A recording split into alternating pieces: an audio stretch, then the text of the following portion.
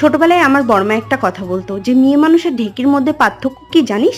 আমিও বলতাম কি বড়মা? বড়মাও ঠিক হেসে হেসে বলতো যে মেয়ে মানুষ আর ঢেকির মধ্যে পার্থক্য এটাই, ঢেকি স্বর্গে গেলেও ধান কুটে খায়, আর মেয়ে মানুষ যতই পড়াশোনা করুক আর যত বড়ই চাকরি করুক না কেন, তাকে দিনের শেষে একটু হলেও নিজের জন্য হলেও রান্না বান্না করতে হয়। অনেকে বলবে না আমি তো চাকরি করি, আমার চাকর বাকর আছে।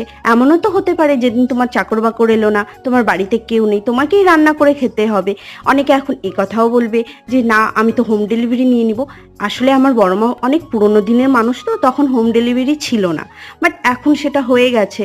তো তবু আমি এসব কথা কেন বলছি আজকে, কারণ জানি না দুপুরবেলা আমার কোনো সবজি খেতে ইচ্ছে করছিল না, হঠাৎ আমার আলু ভাজা আর পকোড়া খেতে ইচ্ছে করছিল। তখন আমার বড়মার কথাগুলো খুব মনে পড়ছিল। বড়মা আজ নেই, বাট বড়মার বলা প্রতিটা কথায় না এখন বুঝি আমি, যখন বড় হয়েছি। ছোটবেলায় তো তেমন বুঝতাম না। তো এদিকে আমার রান্না বান্নাও হয়ে